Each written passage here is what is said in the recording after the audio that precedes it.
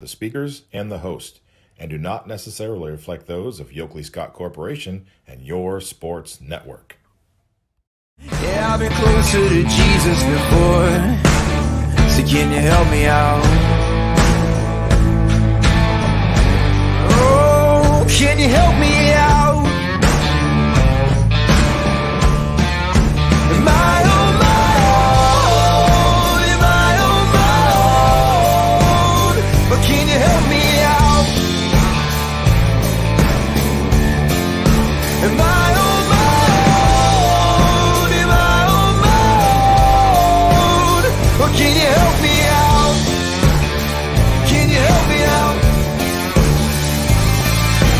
I've been scared to look in my soul.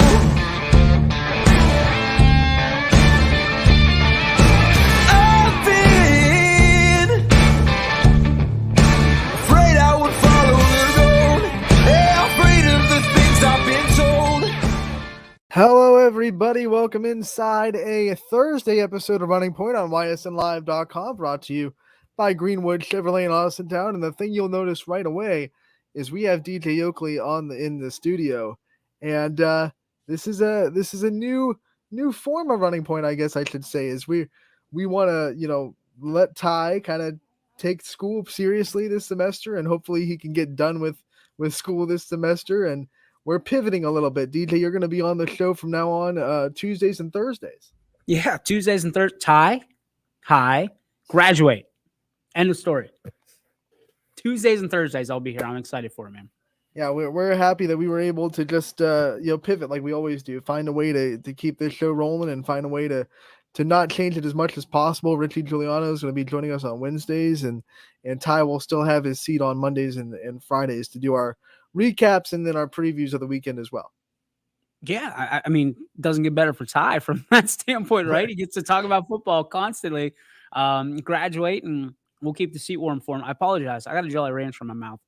I'm trying to keep the coughing down because this could, like we talked about before, this could easily turn into coughing point if we're not real careful between you and I. So got to keep the Jolly Rancher in, and I'll try to keep it as professional as possible. We have a good first show for you today, DJ. We got 3 volleyball players coming on the show today. 12:30, we're going to have Lexi Muck from Liberty, one of their standout players. And then at 1, we're going to have Olivia Hughes from Western Reserve, and I know you know that name pretty well. And then Angelina Capabianca is going to follow her at 1:15 as well. 2 of those big leaders, that MVAC Scarlet tier that has that kind of 4-team race going on right now with Western Reserve, Ridge, Jackson Milton, and McDonald. Yeah, and listen, volleyball right now is red hot. We talked about it before we came on the show. The content last night was off the chains. Had coaches' corners. We had volleyball. I had the opportunity to cover East Palestine and East, which East Palestine took in straight sets. We had some of those games last night, but the reality is you're going to have those. I have a question for you, Anthony. I hope I'm not throwing off your timeline here. I think I have a way to make volleyball a little bit better. Ooh. I think. Now, I've been calling it for 5 years, 6 years now, 6 seasons. And I think I figured out a way that volleyball can be more competitive. And also, if it's not, it saves injuries, kind of like the mercy clock in football, right? Right. And now in basketball. What if, and I've got 2 situations. First one I don't like as much, but I did like that the try matches were best of 3. I don't think anybody's going to buy into that. Just completely flip it to best of 3, kind of like JV style. I'm all for that in non-conference. So conference is going to be best of 5. Non-conference is best of 3. Here's the other one. This is the one I really like. In ping pong, there's a skunk after 7. Yep, I know where you're going. But if you go at any time during the match in volleyball, you are ahead by 11, the match is over. Tell me that. I mean, how many times do you see someone down 11 come back and win or even make it close? Very rare. I mean, I've seen it happen. It's rare. Right. It's like 3-1s in professional sports. So I think if you are up by 11, match is over. If you're up 11-0, match is done. If you're up 12-1, because what are we doing? You know what I mean? Like you're Right. just you're just wasting time, I think. And people are going to say, "Well, what about the reps? You're missing out on reps." I think you need practice anyway if you're down 11. You know, so take that time and go back to your gym and practice. From my perspective, but I think that's a way to make volleyball more competitive because, listen, what I've seen, I saw last night, and I've seen it before. Once you go down double digits, the heads go down, and it's like, okay, can we just get this over with? So Right. if it was if you're down by 11 at any point, cut it, move it on. And if it's the first set, you lose the set, but it's not like you lose the entire match, Right. but you lose that set. What are your thoughts? I think there are situations where I can see okay the talent disparity is real big and that's gonna save a lot of time. What happens when there are two really good teams and maybe you're up by 11 and it's like but that's a really good team on the other side, they could easily snap right back. How many good teams do you see get down by 11 and again make that comeback? Typically, good teams don't get Right. down by 11. I know typically it doesn't, but like I said, I think some coaches are going to be like, we got some really good players back here. Volleyball can steamroll away from you really quickly. So can baseball and softball, So but you can still have baseball 10 and run softball. rules. But you are right. There are run rules in all the other sports. There's the mercy rule, the clock in football and basketball, and there's the run rule in softball. So maybe there should be an equivalent to that in volleyball with the 11 points or whatever you want to set it as. The other option, I like 11 because 10, yeah, I get it, but 11's like at that skunk. In ping pong, the game's over. It's done. The other rule, the try match, right after I told you about that on Saturday, I was like, I better make sure that hasn't changed because I hadn't done a try match in about a year or two. So I was doing some research, and apparently it's not a strict rule that try matches have to be 3 sets. It's just agreed upon by the schools. Like, hey, we're doing a try match. Let's just make this 3 sets. I've never seen one that doesn't do it, but apparently it's not like a set rule that you have to. So maybe you go into a game and you kind of know, this has a chance to be, lopsided. Let's just make this a 3-set match instead of a 5-set match. But then you get in trouble because what if it turns into a really good match? Yeah, I like the 11 because the 11, I think it's easily adopted. I think people can look at it and go, whether you're a good team or bad team, like we've seen good teams get run ruled in baseball and softball, and good teams get blown out in football and in basketball. It might just be a bad night, but like to adopt that rule, I think there's more in it for when you're looking at the scoreboard, right? And you're down by 10, and you start, okay, if we want a chance at this, we better not blow this point, right? And gives it almost a second set point feel to it, that you can have throughout. Keeps the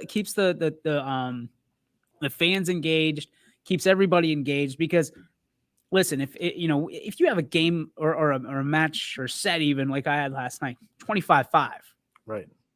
Like it was over, 10 points before. Now the argument's going to be they want to get their JVs in and stuff like that, and that's always the argument. But it's a varsity match, and if they're solely reliant on blowing people out to get their JVs in, then they shouldn't be in. Does that make sense? Yeah, and then this is right on time because on Monday Boardman beat a team 25-0 in a set, which I had never seen before. And like you would save a team, that's kind of embarrassing, 25-0. Like that means so the same service line, same service girl served for the entire set, and that's like, hey, that would have been over 11-0. You would have just been like, okay, let's get out of here to set 2. Yeah, so technically, the other team could have started with the volleyball, right, and then went side out, and then Boardman just went bananas, right. But yeah, I mean, who's getting something out of a 25-0, 25-5, 25-9 loss? Other than you're playing somebody that's not yourself. That's it. I just think that there needs to be something in volleyball that kind of gauges teams and keeps them true, because otherwise, you're going to have that. Dang it. I was so close. So close. Hey, I feel you. You're gonna have that, and then what's the difference in 70-0 blowouts in football. Right. And we see it in basketball where it gets ugly quick, and we don't get to that mercy clock until is it still the second half? I thought it was if you're up by 30 at any point in the game, it starts to run. I think it's second half only. Oh, okay. And I know in basketball, it's any time. Like you're up by 30, running clock. Yeah, we're gonna have to look into that because I think it's just second half. I could be off on this one, but I feel like it was always the second half. But we talk about all the time internally. It's these rules we forget about because we're 3 seasons separated from it. By the time we get back to fall, like I had to brush up on volleyball terminology last night. The YSN terminology we use, the softies, the stuff like that. Right. I got no idea what I'm talking about, and it just sounds good, right? But yeah, it's going from baseball terminology to football terminology to volleyball, and I've got no shot with soccer. I'm just going to be honest. Like I know, pass, dribble, shoot, score, goalie, attacker. That's it. That's about that is you take a tie turn. That's the realm of my knowledge in sports for soccer. So I don't know, man. I'm sitting there last night and I'm like, how can we make this game better? How can we make it more productive for the girls, more exciting for the fans, and naturally more opportunistic for announcers like us that you run out of stuff to talk about whenever it's a bad match. It's a bad 3 sets back to back to back. And you start like everybody had that kind of feeling of guilt when the other team doesn't get double digits in scoring. And you're just like, right. Oh man. Like, so, oh man. Yeah. It's just well, what did you see from East Palestine last night? I know this is a team that, is always competitive. They're returning a handful of players from last year that are very, talented players. What did you see from them that you could take away, even though, they were up by a lot in all the sets? I mean, Maya Lee is an athletic freak. I mean, she's a state qualifier for track. She plays basketball. She can jump out of the gym in volleyball. I want to say she broke her wrist in basketball season last year, kept her out majority of the season. But she's back and she is hitting. And it's interesting because, you talk about seniors. Seniors can oftentimes, especially early on in the year, get a little bit of a big head, a little swelled head because the world is their oyster, right? That's their year. They've been waiting for it. They get catered to, a little pampered as a senior because you're getting ready to go into the real world and everybody wants to have that last taste of being a kid. Athletes get it, I think, more than anybody, especially early on. So by the time spring comes around, you're kind of like wrapping things up. You're used to how they feel. But fall, these kids are like, hey, I'm a senior now. You do what I mean. And Maya Lee has been great throughout her career because she's not like, she's a natural athlete. People are just, she didn't play basketball before. And Coach Franklin says, hey, we really want you to play basketball. And she's a natural hooper. In volleyball, she just jumps out of the gym, dude. She can hit from anywhere on the floor. She power serves. Really, and I want to be careful the way I say this. One of the best volleyball talents to come out of East Palestine, without having to really work at her craft a ton. You know what I mean? She put a lot of work in this past year, and you can see it. But she's just a natural athlete. I mean, just absolutely natural athlete, can hurt you anywhere she is on the floor. And, she's grown over the past 6 months or so mentally as well, where she challenges herself. She lifts up her teammates and she's really embraced that leadership role. So I'm excited to see what she can do, not only in volleyball, but basketball and track as well this year, because if she's got her head locked on straight, she can make some waves. Well, the feature image you used for the story was enough. I mean, getting up for that block, you can tell. She was straight up. I mean, that was vertical. And she's like, oh, don't want to do that. The tracker cam's tracking me. Right. She lives above the net. I mean, that's where she dines and does everything. She'll eat a bowl of cereal up there if you let her. I mean, that's one of the other volleyball scores we saw come through last night was Beaver Local opening the season with a tough St. Clairsville team. And coming into this season, a lot of people are saying, Beaver Local lost a lot. They lost too much. They lost a lot of senior talent. What are they going to look like? And I think it was an emphatic message to all that, saying that we're still coached by a really good coach and we still have players that buy into this tradition. And they went and they beat a really good St. Clairsville team in 4 sets. You're spot on. I mean, what didn't they lose? They didn't lose their coach, and that's, to me, that's what matters, because she's the one, Sarah Lowe, who has these kids believing at a very young age. I'm talking like prior to middle school, bought into the program, and so that way, the time they're in that program, everything is cut the way it needs to be cut. It's, you know where you stand. It's very rigid. And I mean that in the kindest of ways, because Sarah Lowe runs a great program. And anybody that has been there understands that when you are in the Beaver local volleyball program, you are serious about volleyball. This isn't something you're just going and, hanging out with friends. When you're on the court, it's go time. Sarah and her staff prepare you for that. The senior leaders, the junior leaders prepare you for that from a very young age. And, people are going to be down on teams that lose a lot, but as long as you don't lose the really, like, the captain of the boat, the captain of the ship, so to speak, and that's Sarah Lowe, without a shadow of a doubt, Beaver Local is always going to have a shot, because her strategy is better than anybody, and I mean anybody, that I've ever seen in this area. They have a tough schedule this season, like they do every year. So Sarah Lowe really knows how to kind of prepare her kids for what is going to be a really tough tournament as well. One that we don't get to see too often. We only have Beaver Local, East Liverpool, and Edison that are even in that bracket. So a lot of teams that maybe YSN fans don't know, but if you kind of do your research outside of the area, and you realize like volleyball down there in the OVAC and in that kind of district in the East District is very, very good. So that's why you see Beaver Local really fighting tooth and nail every time they go into tournaments. Well, don't forget that, I mean, I think you alluded to it, but let's just throw the whole arrow at the board and let people know that volleyball in southern Columbiana County and lower is legit. It's the real deal. Crestview kind of like shades over in Columbiana County. Most people are familiar with Crestview in our viewing area because of who they are and because of Alicia and but make no mistake about it, the further south you go, volleyball just ramps up. Volleyball and wrestling really are the two sports that really kick up and kick in. So if you've never seen that type of volleyball, like legit serious, the Wellsvilles of the world, it's some good eating if you're looking to buy in.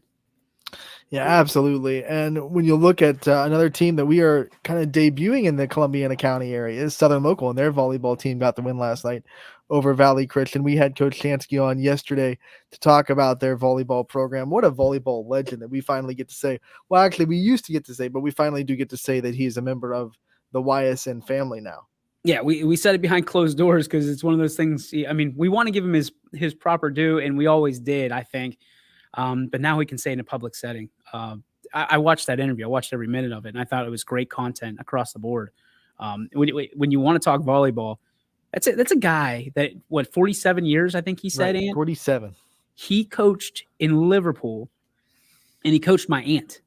And my aunt, I was at a lake volleyball game with her, and she saw Coach Shansky, and they talked, and I was like, how do you know him? Oh, that was my volleyball coach. And I thought to myself, wow, like, wow. And she's not that much older than I am, so I don't want to give him like that much credit, but just give him that much heat, I mean. But 47 years he's been doing this at a high level, not like just dipping his foot in the water. This is a high level coach who knows volleyball, lives volleyball, loves volleyball, and is also, by the way, the athletic director at Southern Local. So loves it. I love sports enough to love all of them.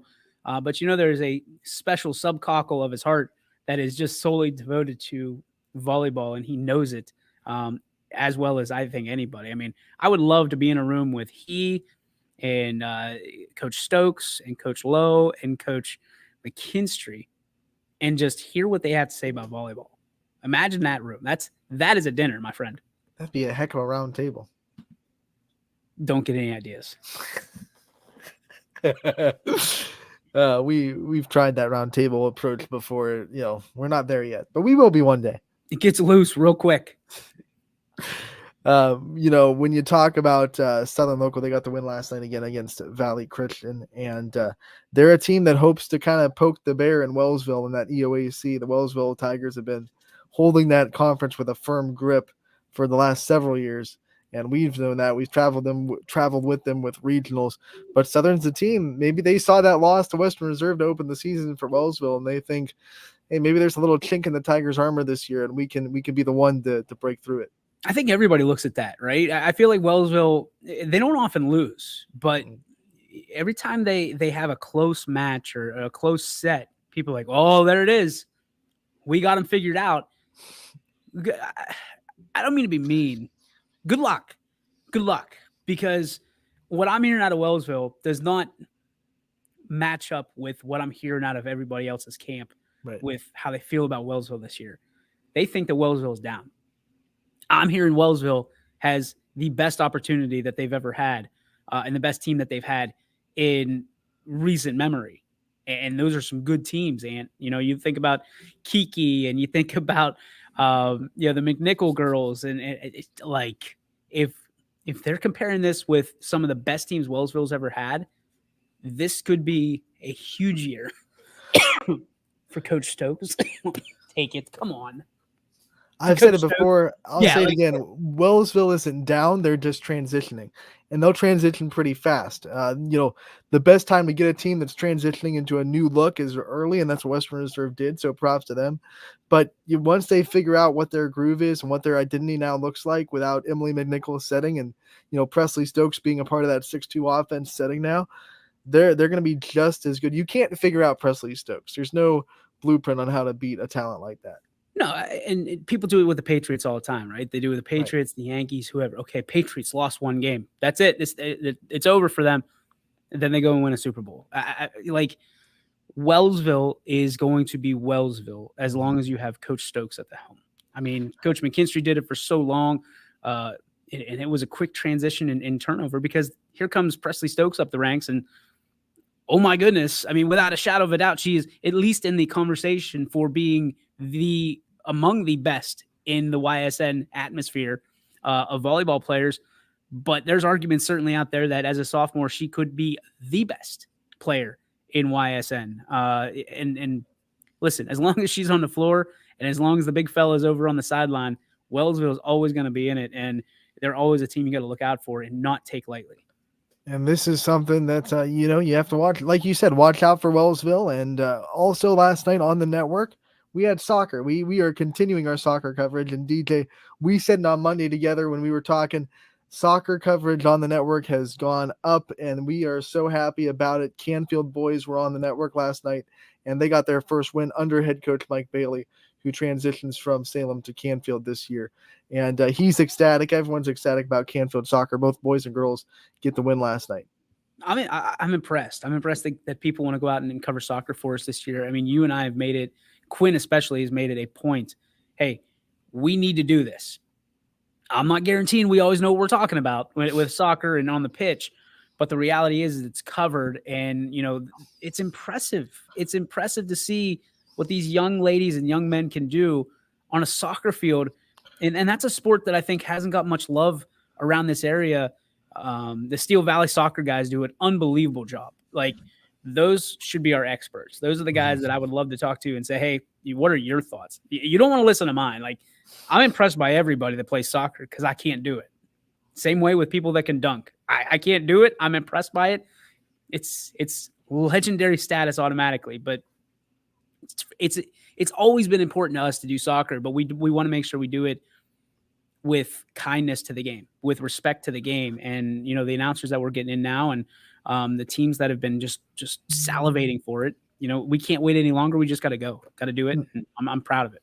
The reality is, like, soccer is, when you look at tournament runs, probably one of our best sports in the area. They've had 5 straight years of somebody in our area in the state championship game, boys or girls. Yeah, you look at soccer, and I think the correlation was baseball and softball, which you look at that and you go, okay, well, we have state representation, not exactly always in the state championship, but representation in the Final Four. typically on every year basis. So, and we know how nuts those people are about baseball and softball. So if we can match that in the fall, our basketball teams are getting better all the time. Maybe at some point we get across the board and we're skating all the way into the state championships every year. Let's do it. Let's go. I don't think we've had a season yet where we've had not one team, at least in the school year, get to a state championship on YSN. It's been a while, man. I want to say Girard, year one. Yeah, Girard year one, and then we just kind of ran with it. Last year, Crestview boys soccer got to the state, and we saw a couple of teams get close after that, but it's been a wild ride on YSN. We keep getting teams popping up with deep tournament runs. It's all good. I love it, and I feel like it's very rarely the same team. So being able to get some of these teams some love that typically don't do it, on a yearly basis. And these teams, again, we talk about all the time, man. They got to battle each other, and it's not always the same teams coming out of the bracket. So kudos again to our teams, and looking forward to another great fall. Yeah, especially now with those super brackets, sometimes you got to play each other in like a regional final. Used to be a district semi, but now you're seeing, YSN matchups and regional finals now. It's crazy. It's what they say on Saturday Night Live. We're two wild and crazy guys. Let's bring in a volleyball player from Liberty, Lexi Muck from Liberty. I had a chance to call her game on Monday to DJ, and I'm telling you, and I'll tell her too, like Lexi is just so impressive, and I was blown away. First chance to cover her live on Monday night. Lexi, thank you so much for taking the time to join us today. Hi, thank you for having me. Lexi, one of the things I want to start out with going into this year and stepping up and trying to be a leader of this team, what kind of responsibilities have you kind of put on your shoulders this year to be a leader on this team, not just statistically, but emotionally and kind of energetically? I mean, it's a lot, but I really try to bring out a lot of energy and try to make sure that everybody's on a good note and keeping their energy up and all that stuff, Lexi, as a leader, I think it's always a challenge to be able to identify who needs what. I mean, coaches seem to be really good at that, but you're stepping into a role of leadership. How did you train yourself, or who trained you to kind of get better from that standpoint of, okay, this young lady needs a pat on the butt and this young lady needs a kick in the butt? Well, definitely last year we had a lot of really good seniors, and I really looked up to Allie Jones.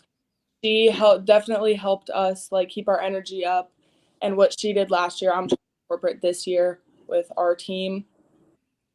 So you were a full rotation player that I saw on Monday. You could hit in the middle. They had you set in the outside. You served really well. How's the mindset going when you're rotating through a volleyball rotation and saying, I have to go from this position to this position, and responsibilities change each time you move? Yeah, it's definitely hard playing. Well, I don't play all around. I play on back rotation when I serve, but it is definitely hard. In practice, you have to learn all the different plays for each position and stuff like that. When you're looking at this schedule, what games are you circling in the early going of, hey, this is, if we win one game all year, this is the game we want, and why? Definitely Crestview. Definitely. It's always a challenge playing Crestview. We just played them Tuesday night, and it's definitely a challenge. They have a lot of really good swingers. But we try to keep our energy up when we play them. Sometimes it doesn't work as we want it to.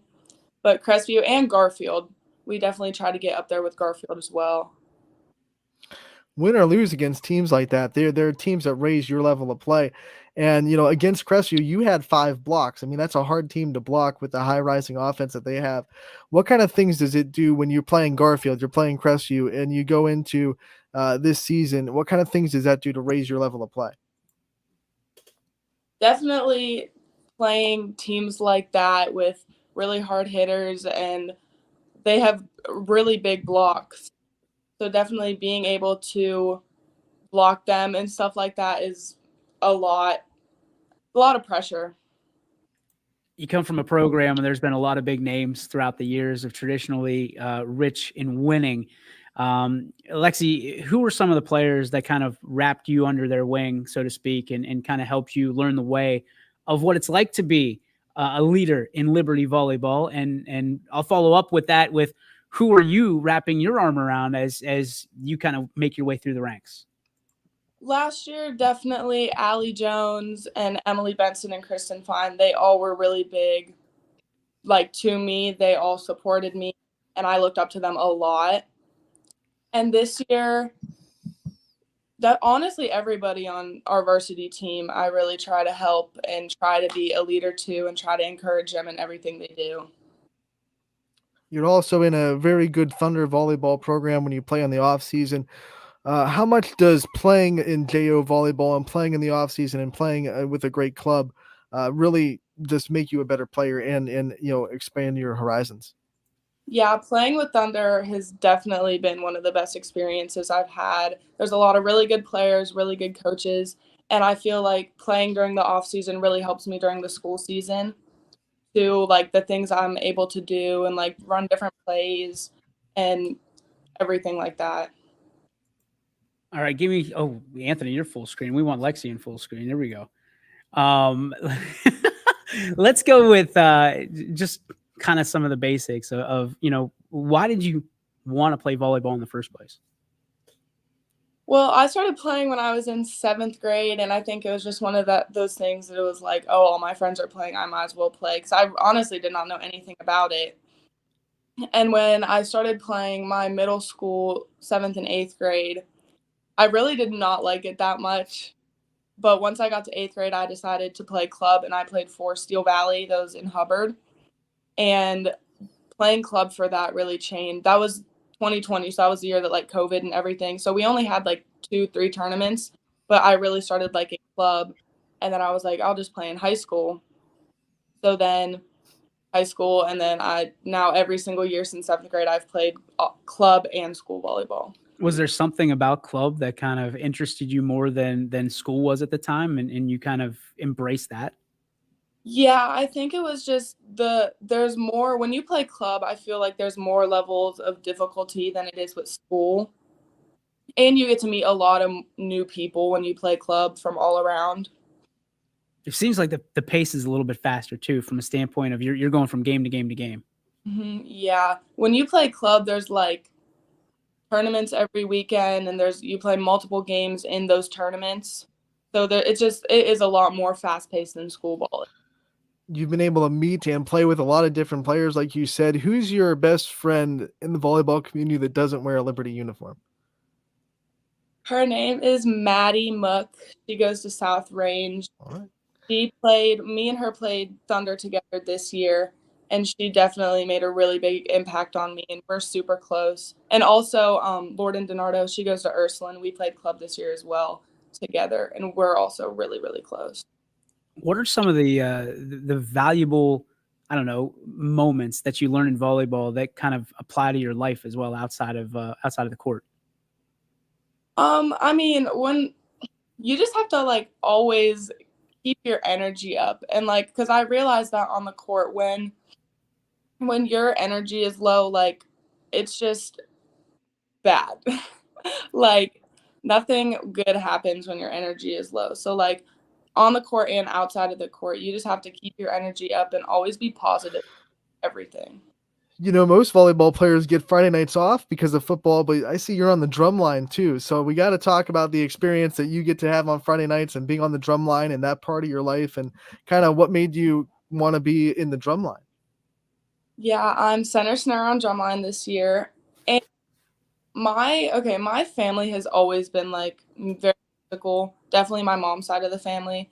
And so when I got into 5th grade, my mom told me she wanted me to join percussion in the concert band, because at Liberty, 5th through 8th grade, you have to do band. It's like you have to, mandatory. And so then once I became a freshman, my mom told me to try out for drumline, and I was like, okay. And so now here I am, center snare my junior year. Have you ever been in one of those drum offs that we see on TV all the time? Yeah, we had it was the Howland Night of Drums last year, and a bunch of drum lines got together at Howland, and we all performed. against each other. It was really fun. Did you win? I mean, like, is there a defined winner? I don't think so. It's just kind of like who thinks whoever is supposed to win, I guess. There's not like a defined win. You just don't drop the stick and be like, "That's hey, we won." No. Maybe that's a move you need to incorporate. What is your favorite thing about Friday nights and the experience and the atmospheres of a Friday night football game? Definitely halftime. I love performing. It's really fun. Once you get to learn all the music and be around the people that you're going to be around for the whole football season and create bonds with all those people, it is really fun. What has been the favorite song to perform so far in your high school career under the band? High school career. I don't know. Our show this year, I really like all of our songs in our show this year. So probably all of our songs from this year. All right, music lady, I got one for you. If your life was a soundtrack, what would be the song that you're playing right now? Oh,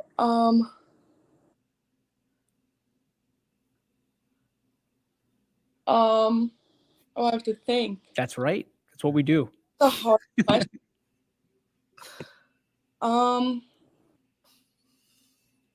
Any High School Musical song. Really? Mm-hmm. I like it. What songs kind of hype you up when you're putting on the uniform for a volleyball game? Definitely any Kanye West song. All right. I always listen to Kanye before game days. Is there a favorite Kanye song? Runaway. That's a good pick. That's a good pick. Yep. What about like if we were gonna take you to a karaoke night, what song would be your go-to karaoke song? Party in the USA. Oh, you'd like have them all up. A lot of everybody be going. Yep. Like, so now, okay. So, have you seen any of like the I forget what they're called, Pitch Perfects? Mm-hmm. Are you a big fan of those? Like, do you sing as well, or is it just drumming? I mean, I sing for fun with my friends. My grandma's really big in like the choir and stuff, and she's always thought I could sing, but no. Grandma knows best. We know that. Grandma knows best. When you look at some of your family members that have kind of shaped who you are, who is the big light in your family and the big person in your family that kind of guides you, in those moments in your life when you need guiding? Definitely my parents. They're big in my life. They come support me at everything, or at least they try to, because they both have really busy work schedules, but they try to come support me. Like my mom is the head of our concession stand this year for the football game, so she's at every game, and both of them are always at all my volleyball games. And definitely my grandparents, they always try to support me as well. And my little cousin, her name's Ariel, she just turned 11. She's really, really big in supporting me. She's like my best friend, so. Shout out to Ariel for sure. My goodness, 11-year-old following you. That's got to feel good. Do you have any nicknames that you liked or didn't like along the way? Well, my real name is Alexa, but I don't like when people call me that. So like it's normally Lexi, but my family nickname was Chicky for a while. Okay, you got to let that one out of the bag. How did you get Chicky? I honestly have no idea. Like, I really don't. I think my mom just started calling me that, and then it just stuck with the whole family. I like it. So, yeah. So because your real name's Alexa, do you get annoyed when people say Alexa for the Amazon Echo? Hey, Alexa, what's this? Yeah, it was a lot when the Amazon Alexas first came out. Recently, it's stopped. Most people stopped doing it. But, yeah, it was really annoying.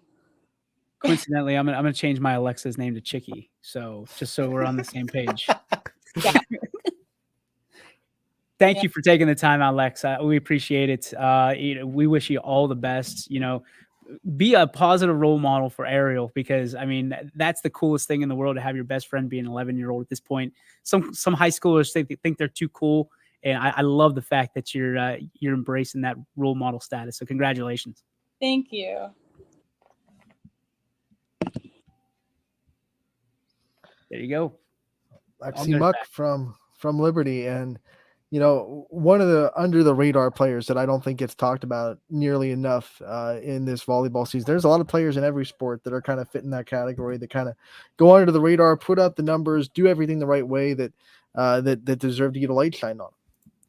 I mean, how can you not just absolutely love that young lady after that? I mean, there's a lot of things that stood out to me that interview, but if she's willing to be a role model to her cousin who's 11 and be open about it, like I said, there's a lot of kids that think they're too cool for school at that point and wouldn't give their cousin, let alone a sister or a brother, even a second look. And, to say that she's best friends with Ariel, her cousin, that's awesome. I mean, it's going to be a huge opportunity for her in the years to come to be everything she wanted to be, because she's not afraid to be who she is.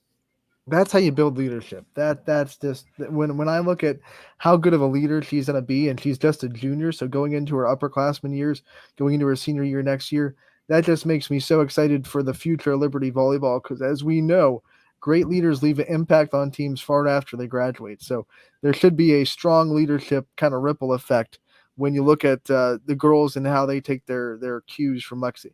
Lead by example, right? And, you say she's only a junior. That's amazing, because most kids, again, don't learn those kind of play it cool skills until they're well into college, because the high school, you're just trying to fit in. And, you realize quickly after you graduate that, the whole idea behind being an individual from that standpoint is standing out, from the team or anything, but just standing out as an individual and being able to make your own choices and doing things like that. And this young lady's got to figure it out at a junior level. So kudos to her, kudos to her family. And man, I'm excited to watch her on the floor all year. I had the first chance I got to see her live on Monday, and I was like, that was just impressed with not just her ability on the floor, but like she said, the energy that she was able to keep off of it, and the leader that she was on that team. And I said, we got to get this girl a player profile, and that's what we did. We got right to it, and we are going to take our first break. After that, we have two more coming up at 1 and 1:15 from Western Reserve, Olivia Hughes and Angelina Capabianca, two of the leaders of that Blue Devils team that are looking to fight for an MVAC Scarlet Tier Championship this year. We're going to take a break. Be right back on Running Point, brought to you by Greenwood Chevrolet in Austintown. Why choose local? Because you live here, work here, learn here, relax here, and celebrate here. 21 WFMJ is our family's only locally owned TV station, and our focus is local. Other TV stations don't have that same focus, as their owners are somewhere else. But 21 WFMJ is rooted in the Valley. Local people making decisions that affect your life, right here where you live. When looking for home design inspiration, don't just be inspired, be Baird inspired. Whether new or remodeling, Baird Brothers has the latest trends like shiplap to refresh your home. Go from inspiration to installation with our wide selection of in-stock American hardwoods. From the rustic charm of antique oak to the warmth of traditional cherry, Baird Brothers has what you need to make your home inspiring. Baird Brothers, our family's heritage, your family's home. Hi, I'm Colin Chupa. And I'm Kelsey Clem from K-Squared Marketing. Our boutique marketing firm specializes in media planning and buying, public relations, event marketing strategies, and strategic sponsorships. We can integrate our services with your existing game plan, or we can be your entire marketing team. Your goals, our game plan. Let's win together. Call K-Squared Marketing at 330-623-2730 or visit ksquared.marketing to learn more. Change.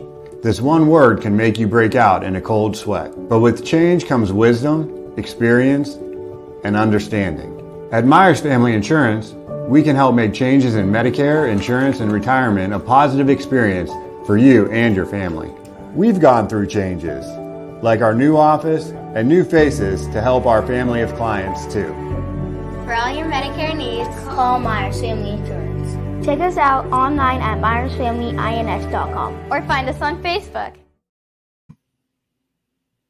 Find them on Jimmy Sudman here, director of Isle, Purple Cat, and Golden String. We are happy to support YSN and two of my favorite people, Scotty Mincher and Super Dave O'Malley. We are an agency that provides services for adults with disabilities. We infuse humor, passion, and joy into their lives. If you know of any folks with disabilities that need our assistance, please contact us.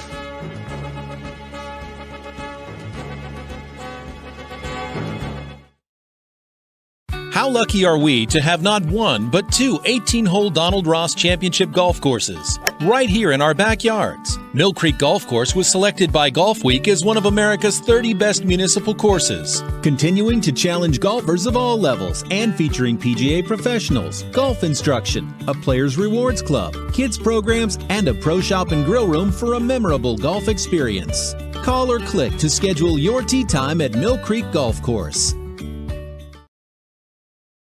At Greenwood Chevrolet, we offer a worry-free experience for all our customers. From sales to financing and even service, we'll help build your perfect vehicle and lock in your trade value while your vehicle is being built. No worries. We guarantee financing, regardless of your situation or credit history. No worries. And when your vehicle needs service, our award-winning team will get you back on the road. No worries. That's what going the extra mile means. Only at Greenwood Chevrolet. Now is the time to think about your future, where you want to go, what you want to be. Your future can start now at Kent State Salem or Kent State East Liverpool. We have programs that will open doors and provide opportunities for you to pursue your passion. We are affordable, we are close. You call it hometown, we call it Kent State University. Learn more at www.kent.edu/Columbiana. You belong here. Welcome back to Running Point on ysnlive.com, brought to you by Greenwood Chevrolet in Austintown. That Kent State voiceover sounded eerily familiar, DJ. I don't know what you're talking about. No idea what you're talking about. And when we started, when we were doing our commercials, we're producing these commercials, and it was me and my wife really just doing the voiceovers. So more than people believe, I am so tired of hearing my voice. Like incredibly tired. That's why when I pop up on these shows, I'm like, oh gosh, people, they have to be 10 times more tired of me than I am from that standpoint. All right, here comes that little chubby kid in a red shirt again with the backwards hat on. Here we go. Got to hear about it. I mean, it's fun for me. I love being able to get out there and do commercials. It's weird saying this, but it's kind of like, it's kind of soothing. Like it's different than what we do on a regular basis. And I love what we do. There's no doubt about it. I love being part of YSN and doing that, but it's just like, okay, it's a different part of the brain than sports. And it's a different part of the brain than what we do on a regular basis. So the creativity part takes over, and it's fun for me. So what was the first commercial you cut like as a voiceover for YSN? G. Burbick Farms. Wow, that's throwback. And it was back and forth with Greg, and Greg since has sold the farm. Right. But I said, hey, you got to believe in this commercial. It's not going to be ordinary. It's going to be a little bit catchy. I want his voice because he's the one that's going to be answering the phone. And then I want to put the moo at the end. And dude, it was lights out. Everybody knew Burbick's commercial from top to bottom. Hi, I'm Greg Burbick with G. Burbick Farms. I think any OG YSN fan knows that moo. Yeah, G. Burbick Farms. It just tastes better. Great times. I say it like he's dead. He's not dead. I'm going to see him at 2:00. I hope he just sold the farm. But still. He's deaf. I know that. He's old man Burbick. All right. When we as we get ready for a couple of more interviews at 1 and 1:15, one of the things that I think we should kind of bring up is the fact that we saw it in that interview, the community of these sports, and it doesn't go just to your school that you play for. Lexi gave a shout out to Maddie Mook, and then we saw Aaron Mook give a comment like she was watching right on point. Mook. And it's Mook. Mook. Sorry, Mook. Say it with me. Mook. There it is. Mook. You're a South Range guy. I know. It's been a minute. Poland's wrapped your arm but around you but the point is, like, the we see more and more today with club and with off season teams that you play on. The community of these sports is huge, and it goes way past just your high school. It was different than when I was in high school. You played with the players that were in your school, and everyone else, they were your rivals, and there wasn't really much connection there. Now it's completely different with the growth of out of season clubs, whether it be volleyball, softball, baseball, basketball, whatever it may be. I was fortunate enough to be part of the Class B league when I was just a puppy. Like, I was a freshman, and I was playing with kids that were from Ursuline and Mooney and Boardman and wherever, across the board in Youngstown, and I liked it a lot. And not saying that I didn't love playing with my friends here from my hometown, but we all had the same kind of passion built in for baseball. And I think that's what happens is, Lexi was talking about, she didn't know what the difference was. And when you have a passion for sport enough to play it a second time during the year, some of that passion is going to bleed over. She might not be playing volleyball right now had she not started club volleyball, which would have been an absolute shame. I talked about it on the show yesterday that, specialization was a real thing, still is a real thing. But it's almost looked down upon now, as opposed to when I was in school, they wanted you to play baseball alone because you could focus on it. You could, train in the off season, wherever that may be at the time, unlike you can now. But now if you say you're a one sport athlete, people kind of look at you sideways and they go, really, why don't you play another sport? Unless it's golf or, swimming or diving or something like that. They kind of give you you should probably be playing basketball or football or something like that, especially if you're in a small school. So it's been interesting to me, especially as YSN has progressed over the last 6 years, how that's flipped. That's the biggest narrative that's flipped other than open enrollment and things of that nature. Being specialized is no longer like you're crowned because of it. It's actually, you're kind of put into a corner. And what I think is the most important thing about being a multiple sport athlete and being able to play in those off conference is it exposes you to different people from different walks of life. You're not stuck with the same people every time you step on the floor. Even if you're in your school, you could be playing with different teammates on your volleyball team than you are with your basketball team, and then different teammates with your baseball or softball team.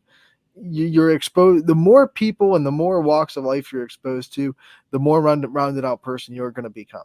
Typically, and some people, I mean, you're going to figure out a lot quicker who you want to become. I think that's a true statement from that standpoint, because I think I've talked about it before, and I'm not trying to make this about me, but you start hanging around different people, and you start realizing maybe these people didn't have the best interest in mind of what you wanted to accomplish or who you should want to be. When I started hanging around some of the kids from Ursuline and Mooney and stuff like that, like you said, it made me a more well-rounded individual because there wasn't as much urban development in East Palestine and in Columbiana County as there was in Youngstown. So I'm tangling with guys and girls that come from different backgrounds and different cultures, and you got to break bread with their family and go on vacations with their family, which are way different than just going to Kennywood. We're going to Columbus to see Buckeye baseball, and we're going in different things in different natures. And I think it opened me up to be a better person. I think typically it will. You say well-rounded, I say better, because I think the more experience you have, both good and bad, it opens you up to have better experiences in the future because you learn from them. So it builds empathy when you're able to see everyone from different walks of life. It really, if you let it, and not everyone lets it happen, but if you let it happen, it can really build your empathy towards what other people are going through. And that will make you a better leader if you find yourself in a position to lead. Listen, it was the first time ever that, and we weren't wealthy. my family, but we weren't poor. My mom and dad always worked their asses off to get us whatever we needed. But it was the first time that I just remember understanding what hard work is you see these people that, they're paying tuition to go to a school because they want their son, their daughters, to have a better chance than they did. I went to school in Palestine because I lived in East Palestine. I didn't have my eyes open to that. I thought that everybody just went where they went because of where they lived, and didn't understand, how people went to Cardinal Mooney and what Catholic school was, and why you would send your kid to a Catholic school. And I quickly found out that, some of my best friends to this day, gentleman named Charles Hodge, gentleman named Eddie Morales, names of yesteryear in Mooney and Ursuline. But guys, you just got to ask the question, what's it like at Ursuline? What's it like at Mooney? What's it like at Boardman? What's it like at, how are things different?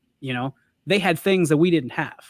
So instead of me hitting a tire swing in the backyard, they were, they had hitting cages and things like that. It very much was a kind of like watching Rocky IV, right? Rocky's training in the snow and lifting logs and cutting logs, and you got what's his name, Dolph Lundgren. Yeah, if he dies, he dies. He's a machine, and he's got the best equipment, the best trainers, and all that stuff. And they still come out practically the same. You know what I mean? And I think that's the thing I love most about sports in general is you can come from anywhere, any diverse background, and you fall in love with a game. We heard Lexi talk about it, and a lot of times it takes someone outside of your immediate tribe to show you the way of how passionate you can be. Maybe they're better than you, maybe they're not, but at the same time, you embrace the same kind of vibe that they have, and then it becomes part of your life. It becomes part of your DNA and who you are and who you want to be. So I think sports is a great way to do it. I think sports is a great way to bring everybody together. People asked, why I would ever start a business in sports. And I told them, I said, first off, I love sports. That has to be the number one. But Ant, anytime you think about when our country's in crisis, what's the first thing that always comes back? Sports. 100%. Because sports brings us together for better or for worse. And sports will always be something new. Like there's always a new storyline. Something new always happens. It's never the exact same thing, which is something I love about it. It's page turning. It's why it fits so perfect in a paper. Why it fits so perfect on a website. It's because you can go back and read a different story, even if it's the same thing. It's spun differently because there's different names. When you were kind of going through all that, was there ever like a culture shock moment where you're like, the culture was different than yours, and you had to kind of not adjust to it, but kind of come to Jesus moment, for lack of a better word, that there are different people that are dealing with different stuff than you are? Well, when you're dealing with guys in the Catholic school, they're already with Jesus, so there's no come to Jesus moments with them. But I'll from your perspective, yeah. And that was yeah. I was trying to fill in for you. There's one of Ty's puns. Yeah, there you go. So it's interesting because you go to their place, their house, in Youngstown, and there's a lot more traffic, as you know, there's a lot more to do, so we were always hanging out at the mall or, going somewhere else, going to the ball field, going to Seed Park, going to Mill Creek, wherever we ended up. But what I would say that when we brought those guys here, that was the culture shock, because they felt like they were in some kind of like horror movie with nothing to do. We don't walk the streets of Palestine. Like, you just don't do it. It's just like, why are you doing that? You hang out on the porch, you do that stuff. So we're like hanging out, and they're like, we're bored. Like, I don't know what to say. So we started walking the streets of Palestine. Like I guess they walk in Boardman, and I don't know. So we got courted by the cops. They're like, what are you guys doing? And they're just like, we're walking. I remember the one officer goes, why? Oh, we got nothing to do. Yeah. It's like, why aren't you hanging on your porch? So yeah, I guess that was an eye opener, but things are a little slower. down here in Columbiana County. It's not the hustle and bustle necessarily. So yeah, it was a little bit of a culture shock for them. But for me, it was like, what do you mean you guys are going to walk around? That's stupid. I don't know. Walk around. I would have been like, guys, no. Well, you know, like here's all right. So I'm a loser, right? So I just wanted to play baseball. That's all I wanted to do. So like at night, I would take 500 swings on a tire swing, right? So I'm like, you guys got your bats? Let's go take some hacks on a tire swing. And they're like, you're gonna do what? You're gonna hit a tire and just watch it spin. You're gonna hit it again. This is how I have fun. I don't know. Like that's what I do. There's nothing to do in East Palestine. There never has been, and there never will be. But I was hitting a tire swing. So these guys were like, what? Like, you're gonna do what? Like, can we go to Handles or something? It's like, what's Handles? Well, wait until you see Handles. That's a culture shock right there. It was an ice cream. Doesn't get any better. We are going to have another guest with us on Running Point right now. The It's going to be Olivia Hughes from Western Reserve. And if you know volleyball, you know this name, you know this last name, you know this family. Olivia, thank you so much for taking the time to join us today. Yeah, thank you for having me. And I think we should start with the way I started. Like this family has been in volleyball for a long time. Your sisters had great careers, not just in high school, but in college as well. What's it been like for you to kind of go through this family and look up to your sisters and kind of try to live up to that Hughes name? Yeah, my sisters always used to like hit at me when I was like 5. Like they'd smack the ball as hard as they can as me. I mean, so it's been good. I mean, I have like an expectation to hold up to my name, and it's just amazing to have sisters like so good at like what they do. So for my baby sister, she was a freshman when I was a senior. Did you feel the need to kind of come out of the shadows a little bit and kind of be a little bit taller, a little bit stronger, a little bit faster than your sisters? The way my sister literally after her freshman year grew 4 inches and was taller than me. So like figuratively, literally whatever, Liv, what is it for you? Are you looking to do that as well? Yeah, I mean, I feel like we always like argue like, oh yeah, who's gonna be the best? Who's gonna be this? You know, like we're always like, oh yeah, I'm gonna be the best because I'm the little sibling. Like that's the whole thing. But I don't really think that way. I think, you know, like Aaliyah, she's really like strong. She's good. She knows to like do it. She's been through like the whole thing. Alexis, same thing. Like I'm just learning now. Like I'm only a junior, but I still have my senior year to do it. I mean, I'm still like trying to compete like just like them. Yeah, have you ever kind of pulled out their old footage, like film from Aaliyah from when she was in high school or at YSU and said, try to pick stuff from when she played? Yeah. I've looked through like her club season when she was a senior or something. Whenever she made like all those clips, I've watched those. Yeah, she's really good. Like obviously she's good. What are the traits that you most admire about your sisters and try to embody on a regular game basis? Her competitiveness. Aaliyah and Alexis are very competitive. I mean, like, I just want to be that way because with that competitiveness, you refuse to lose. You always are fighting to win, and I just love that about them. Of course, Aaliyah is the head coach at Poland. How much would you love if they popped up on your schedule and you really got to be competitive a little bit with that? Yeah, it's really nice. We did scrimmage them a couple weeks ago, and you know she's still competitive. I still can tell that she wants to be out on that floor spiking the ball down. Like that's just how she coaches. She wants to be involved with everyone. Is there an opportunity for you to kind of sit down and break down film? I know that everybody watches film, but sometimes, you know, players need taught how to watch film. And now you've got a couple coaches that you can lean on a little bit and say, all right, this can make me better on the floor by understanding what I'm doing from the eye in the sky, so to speak. Yeah. I mean, I do watch it usually. Sometimes like I watch it during school, like during my study halls and stuff like that. Good save. Good save. Well, you know, DJ said you have some coaches now, but one of the coaches you call mom too, the new head coach at Western Reserve. You know, what's it like to be able to bring the game home with you a little bit and to have that dynamic as as the mom is the head coach of the varsity as well.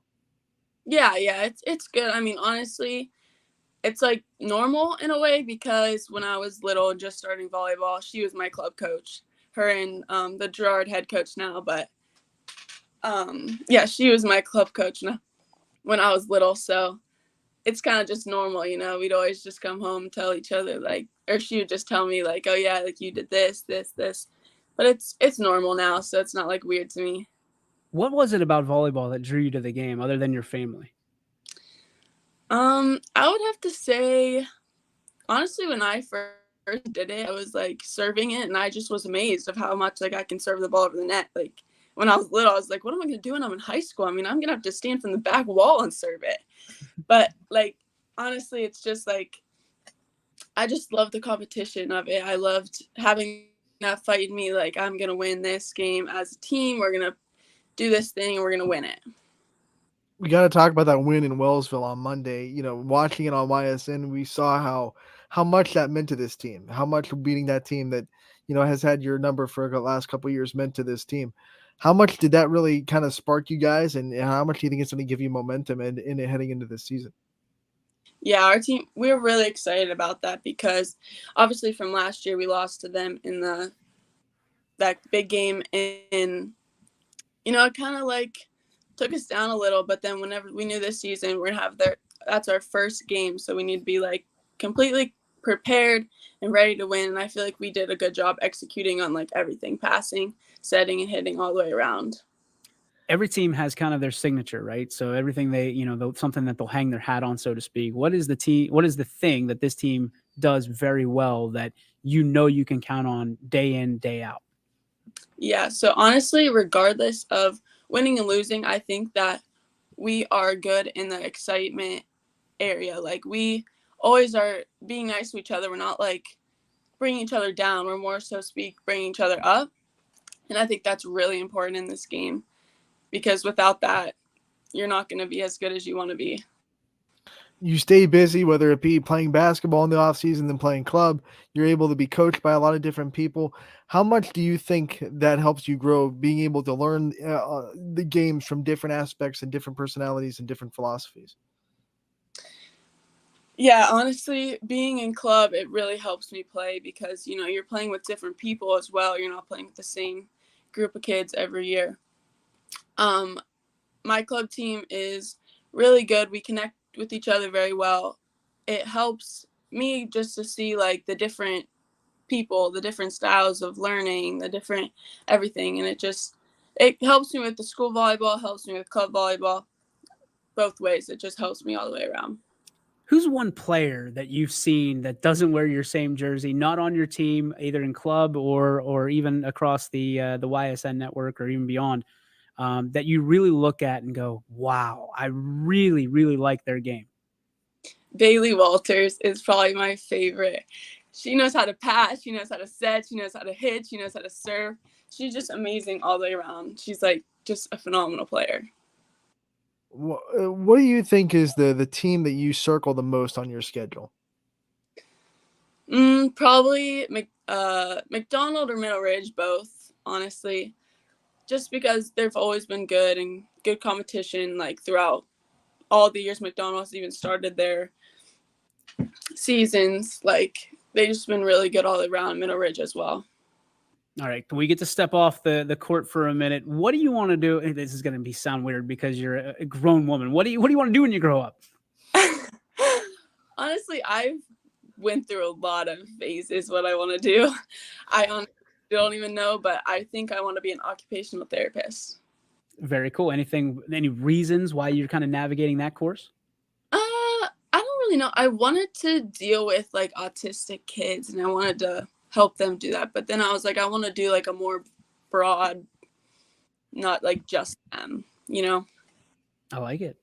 You said you've gone through a lot of phases. So I have to ask, like when you were little, what would the answer to that question be? If we asked like 5-year-old Olivia Hughes, princess, what she wanted to be when she guaranteed. grew up. It's a princess. I don't know. I mean, I probably honestly wanted to be like a dancer at that time. Like I was close. from I mean, you're looked up to, Liv, by so many young ladies and even young men at this standpoint, because we've seen boys volleyball is going to be accepted as a program in the OHSAA. What does it mean to you to have so many eyeballs on you and to be a role model at such a young age? Yeah, honestly, it means so much to me because my whole life, like, I've looked up to Aaliyah and my sisters and all that. So, like, knowing that people look up to me is just amazing because I know the feeling looking up to somebody else, and it's just so special. Have you had a moment in your career where that reality became like right in front of you, where maybe you saw a younger player come up to you and say how much they do look up to you, or you saw like someone at your game that was just locked in on you the whole time? I'm not like, no one's ever physically came up to me, but my coach for basketball one time was like, this little girl texted me that she's here to watch you. And that just meant a lot to me because I didn't even know that people are looking at me for basketball too, you know? That's just so weird. What's going to be crazy is whenever those little kids are coming up to you in a few months at the YSN All-Star game and ask you to sign volleyballs, what is that going to be like for you to be able to scribble your name on a volleyball? I don't know. I feel like that would literally be the dream. Like, that's just like, that just means so much. That just means you have to work on that autograph and get it down to a good signature. Obviously, you're a student athlete. You're getting ready to start school here in a little bit. What are some of the things that you really like studying and some of the things that you want to kind of excel in high school? I really like to read, honestly. Like, I know that sounds pretty nerdy, but I do. I like to read. And I'm really excited. I have an anatomy class, and I'm really excited about that. What's the last fun thing that you've done for you? Oh gosh, I don't even know. Probably get like my nails done or something. From a standpoint of role models, while we're kind of still on the topic, who are yours? Definitely Aaliyah. Definitely. I really look up to her. She's an amazing student in high school. She was all A's, like top of the class. Amazing coach, amazing volleyball player, amazing person, just super nice. So yeah, she's definitely my role model. And then we'll go back to, you said you like to read. So, there's a lot of assignments that you have to have in English classes throughout your schooling career. What's been the favorite book that has been assigned to you in an English class that you had to read? I'm gonna say,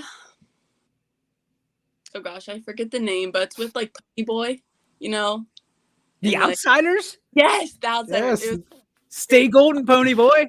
Yes, it was my 8th grade book, and I loved that book. I love that. That's awesome. Did not see that one coming at all. Is there a book that you've read more than once and could read, 10 times more? Yeah, The Fault in My Stars. The Fault in Our Stars. I read that like 2 times now. I don't know that one. There's no catchphrases that I know from that one, like "Stay golden, Pony Boy." That's you just made my whole day right there. I just hope you know that. Yeah, that's gonna be a hard book to read because it's gonna tear your heart out a couple of times. So you gotta put yourself through some emotional damage to read that book more than once. All I know is you just made that's your intro. That's your the name, the tagline is "Stay golden, Pony Boy" on YSN. So, Liv, thank you so much. We appreciate you spending some time with us today. Best of luck in all you do, and your mom and your whole family. We appreciate you. Keep being a role model and a great inspiration to everybody. Thank you so much. You got it. There she goes. And again, like, we keep getting these people, these young influencers. She's no different, and she's just as impressive off the court as she is on it. Well, with what she's been able to grow up with, you can't be surprised. I mean, the role models that she has just in her own household that she doesn't have to look too far just to get. I mean, not just her sister Aaliyah, but then Alexis as well, who was a fine volleyball player, went on to play at YSU just like Aaliyah did. Those two there, and then their mom has been their coach since she was in club. So you don't have to look very far for leadership and guidance and role models when you live in a household like that.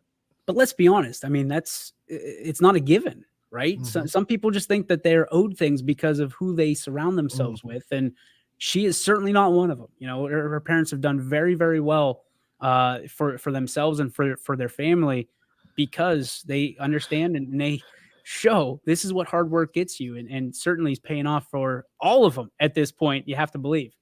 And how many times have we seen a sibling struggle with the fact that their older sibling came through and was so successful, and Shadow they have syndrome. to try to live up to that. And there's never been a moment where I think Olivia has felt like she had to live up to a Leo or Alexis's standards. Shadow, we call it shadow syndrome. I don't know if that's the correct terminology for it, but like I remember my sister, again, like she was a better athlete than I ever was. She played volleyball, she played softball, she broke records.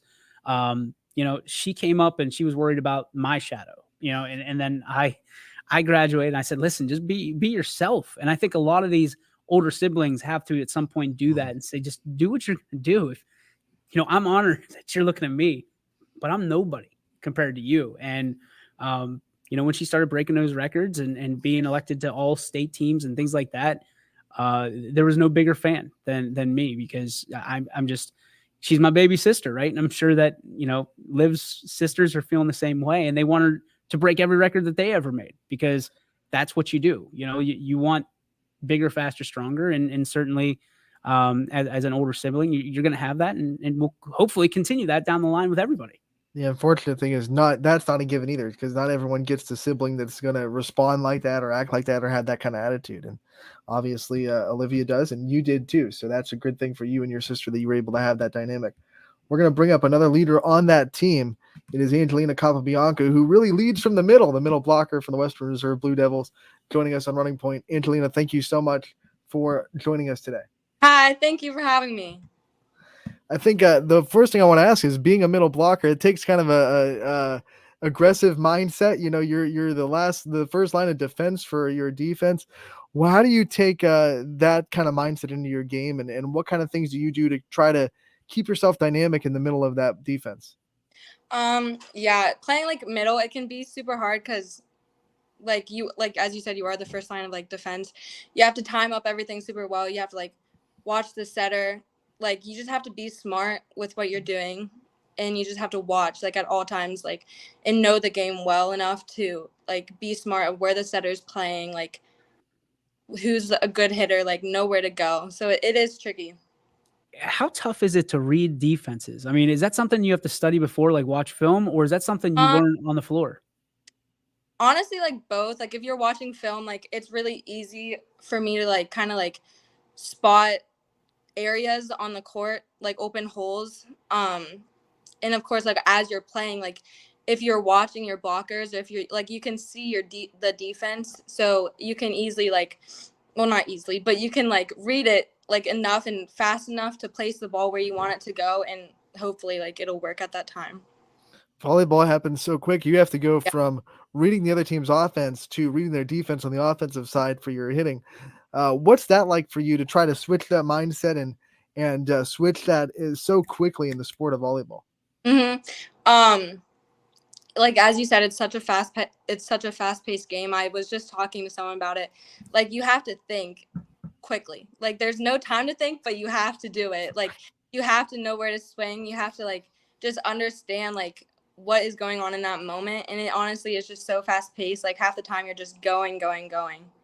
So everything I've learned, and I'm new technically to volleyball. So what I've learned is you're basically the quarterback out there. You're calling the plays. You're reading the defense. You're reading the offense, and you're setting things up. How do you kind of turn things over? I mean, if something doesn't work the first time, do you go away from it, or you come back to it? For me, I kind of do come back to it. If it doesn't work, like I still know that those spots are open. Like they can have an amazing like back row, they can have an amazing defense, but like there are like it's still an open spot. So like I can switch it up sometimes, but I'm always going to come back to that area, like because it will work like sometimes, like sure. Yeah. What has been your biggest growth point since the start of your career? Because you're someone that has kind of bided their time, gotten on the varsity level, gotten your opportunity, and then taken it and run with it. So as you look through your high school career, what have been some of the things that you think you've grown the most in your game? Oh, I 100% think back row. when I was a freshman, like I was playing JV. I did not play any back row. And then my sophomore year, I did come up to varsity and I did end up playing all the way around. And I think like I did have to like work for that position. Honestly, it's like it's always been hard for me to do. I always like try to work my hardest in the back row just because I haven't like grown up playing back row. So that is something I always need to work hard for. And I'm always like asking for tips and asking like Coach Hughes, like, what am I doing wrong? Like, am I low enough? Like, where to read the ball? And like all of my coaches have been super like great with me, like teaching me and coaching me and just being there. So I'm interested because you said you didn't grow up kind of necessarily being in the back row, but you're forced into that position due to who you've become and the player that you've become. What did you want to do? I know, like from my standpoint, I wanted to be a quarterback, but at 5'4", I can't see over the offensive line. So, hey, guess what? We're going to put you on the offensive line. Yeah. What did you want to do, and are you achieving it? And or if you didn't get it, are you liking what you're doing now more? Honestly, everything that I'm doing right now is always something I've wanted to do. I've always loved playing middle. I play right side. Sometimes we'll switch it up. I love playing right side. I play that for club. Middle back is where I will I play for in the back row, and I love playing middle back. Like defense in general is just something I love to do. So yeah, everywhere that I'm playing like right now, I just like it's always something that I've wanted to do, and it's something that I love to do. So. You had the opportunity your first couple years of your career to learn from a great middle blocker in Danny Voletich, and Yeah. she was an elite volleyball player. What was that like to kind of take everything you could from her while you could from her? Oh, honestly, she was like one of the best teammates you'll ever have. She's such a positive like person. Like you'll hear no negative comments coming from Danny. Still, even now, she'll come to like basketball games and volleyball games if she can. And she's just such like an amazing person and such a good person to like look up to. Like as a freshman, she was always there and she would help me like when I was like playing against her in practice or something. Like she'll give me tips and she would help me. Like such an amazing person to look up to, and I'm so lucky and like fortunate to have her when I was so young just to look up to. You talk about Danny like that. Are there any other players that you played with that really inspire you and you want to be like whenever you kind of leave your legacy behind? Oh yeah, for sure. I think even like my teammates now, like Olivia Hughes, Lisa Eichert, they're like amazing players, like just beasts on the court. I think Kayla Owen, she was a libero when I was a freshman. She was amazing in the back row. She is so versatile. I think she was playing middle like for the entirety of her high school career, and then like senior year she just got switched to libero and like no complaints. She was amazing at it, like so versatile, and I just love that. Like that's always something that I think anyone should strive to be. It's just a versatile player that you can play any position, and that's always something like I would look up to. Let's flip that now that you're an upperclassman. Who are some players that you are kind of taking under your wing and you're trying to help grow in their career? I would say like Haley Fellows, like anyone that's playing with me as an underclassman, Daylin, Abby, like they're all such good athletes. And if they're feeling down, like obviously the upperclassmen are going to try and like help them because they are young still. They still have like room to learn. And I always just want to be there for them, like to be like, you got it, like you're fine, like you'll get the next one, like tell them like push with your hands, or like if I can read the defense well, I can like tell them like get wide, like do this, like anything that I can to help them, I will try to do. What are some of the things you like to do off the floor? Just for fun to hang out, relax, maybe have some fun. Honestly, I just love to hang out with like my friends. I love to go get food with my friends. I'll just like we'll just text each other and be like, hey, do you want to do this? Do you want to do that? Like even the team, like we're so like just like formed together. Like there's no groups. Like we'll text each other and be like, hey, like come to the football games. Like it's gonna be fun. Like we have so much fun just as a team. Like half of our team are at the football games, just having fun with each other, just like screaming, yelling, and just like just honestly just hang out with my friends and everything. Like I just love it. I feel like there's always that one friend that has the go-to house, whether it be because their mom's a good cook or because they have all the cool toys, whatever it may be. Who's that one friend in your circle that you got to go to their house because they have the coolest spot? Yeah, for sure, Lisa. Honestly, since like growing up, since we've been young, like she's been my best friend since I've been like 8, and like ever since I was 8, I like it's always her house. I'm always going to her house. Like all of us just go to her house to hang out, to do whatever. Like if we have plans and we go somewhere, like we just know we're going to Lisa's house afterwards. Like that's just the spot, really. What's the X factor that makes her house that spot? I honestly have no clue, to be honest with you. I have no clue. It's just always been a thing. We just go there. She has like a second living room, so we'll just like chill in there. Like, I really don't know. It's just been there. All right, money is no object. You get to take your teammates anywhere in the world for a day. Where are you going and why? Oh my God.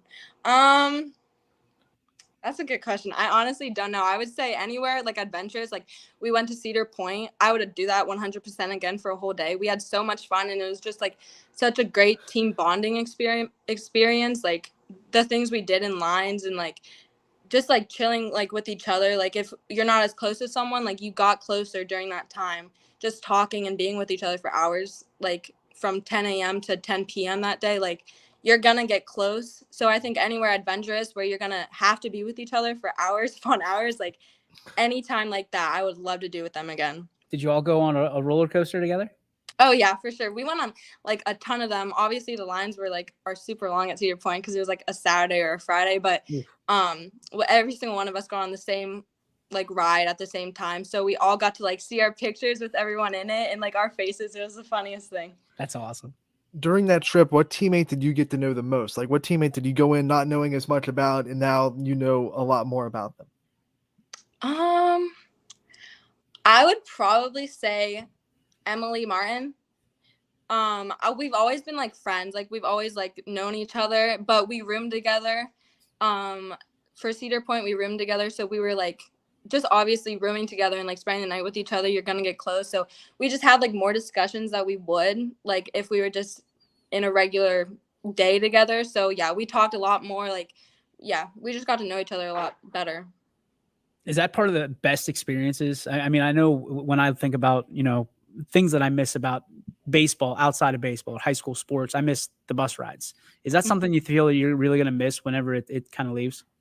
I think for sure. I was just like thinking about this the other day. Like there's so much that you don't think about when you're just playing in the season, like before the games, when you come to the games and watch the JV and you're all sitting as a team and you're all just sitting with each other, like talking and laughing. Like I was just thinking like how much like that's probably like one of my favorite parts of the season is just like having fun with your team, watching the JV play, like the bus rides, you're all dying, laughing together, talking. Like that's just some of like the best parts in the season is not even the volleyball aspect of it, but just like having fun with your team and talking and getting to know each other and bonding. The end is getting closer. So do you think this season you're getting a little bit more reflective when you kind of look at, you know, those memories? Yeah, I think so for sure. I think honestly just talking to like seniors and talking to people who have graduated, like it does fly by. Like I was just a freshman and now I'm a junior. Like and you look back and you're like, I wish I could do this night again. Like it's just so fast and you're honestly always just gonna look back and be like, I wish I could do this. And I just try to take it for granted and like always have fun like with what you're doing. Always like talk to your teammates, just be kind. Favorite teacher at Western Reserve? Okay. So my favorite teacher at Western Reserve, she doesn't teach there anymore. She went to MCC, but this year, hands down, Mrs. Weaver is one of the best teachers I've ever had. Obviously, she taught English, and that's my favorite subject, but I like hands down love her so much. The way she taught, it was hands-on. You just like I just grew closer to her and just had so much fun with her, and I will forever remember her as like a mentor in my life. What's the hardest assignment you've been given so far in your high school career? Oh my God. Definitely just like math in general. I'm not good at math. I'm not good at science. Like those aren't my thing. Like I can't do it. So any math test, I really just got to like push for science. I have to really pay attention because I'm not good at science at all. So just anything honestly involving those two subjects, I need to like work for.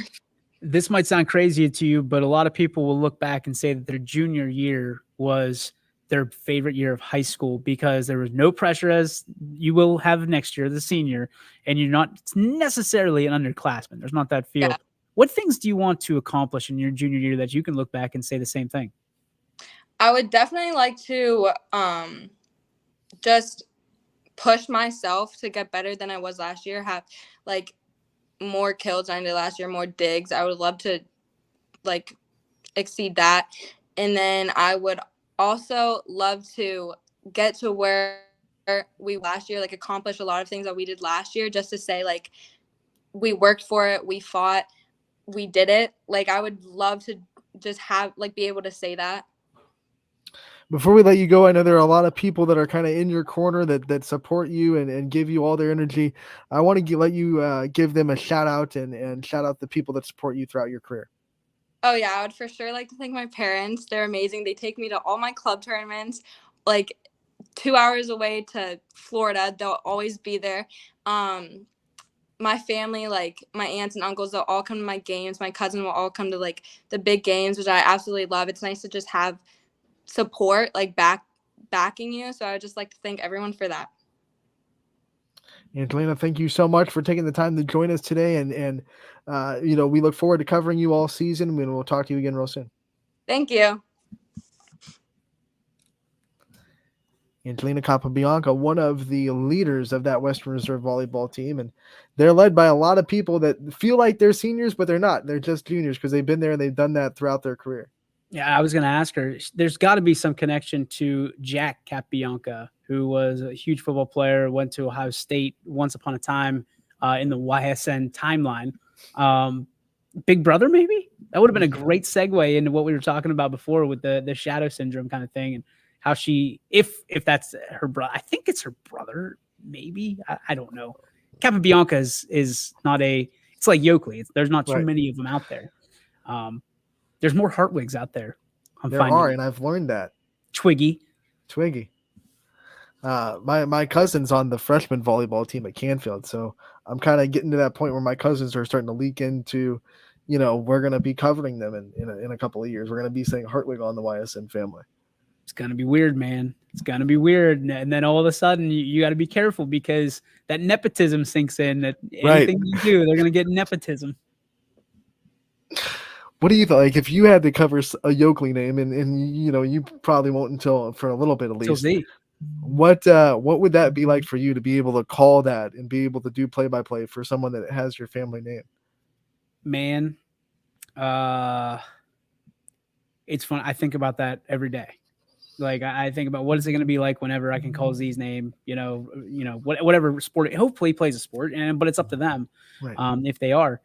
And I just want them to be happy. But if I do get it, what an honor. What an absolute honor that would be is worlds colliding, and, as a dad, you'll want to be there. So if my kids are playing for, some school, I'm following them. I'm not going to not go to their game. Sorry, I'm pulling the dad card. Has nothing to do with being the boss. It's being the dad. So, I don't know. I look forward to that day. I really do. There's a lot of pride in my last name, and we've done a lot of work on it in this area to make sure there's pride surrounding it. And, I can't wait. It was one of the coolest days of my life whenever, seeing my son wear my last name and my number on his back this summer for T-ball. So I got to tell you, man, I can only imagine what it's going to be like. Probably going to be a moment of sniffles. We'll put it that way whenever we do it. But excuse me. I'll be happy. I'll be proud. I feel like whatever he does, whether it's sports or not, you're gonna find some way to make. As long as he doesn't end up in jail, man, I don't care. Like as long as it's not... whatever he's doing, you'll find some way to call it, even if it's like theater. You'll be there with a camera, and I'll be there with bells on. Like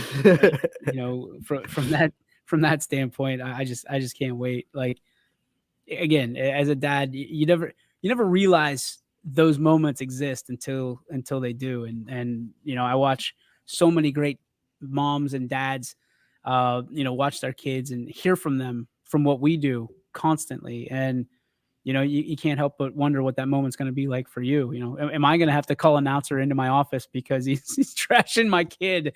I think that they might be able to figure that one out. Like, not too many Yoakleys out there, so you might want to pump this one up a little bit. You have YSN Primetime tonight in Louisville. You want to give a little bit of preview to the fans on what they should expect from tonight's episode of Primetime and what it's going to be like being down there in the Leopard's Den in a place that we don't get to get to too often, but we're going to go to for Primetime. No, we get there. I mean, we get there plenty. You know, not necessarily us, like but us, we've got the Louisville. Like literally us. Yeah, we got the Louisville people out there Right. that are constantly covering and doing a phenomenal job.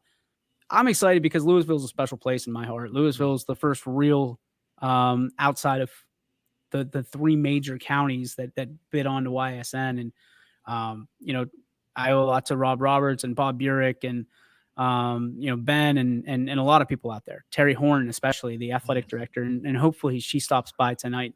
I talked to Coach Davis. We're going to be on the field 5:00. We're going to talk to some players, hopefully the captains. We're going to talk to Terry Horn, the athletic director. Bob Burek is going to join me. And we're going to talk Louisville because they've got a big game coming up this week against Poland.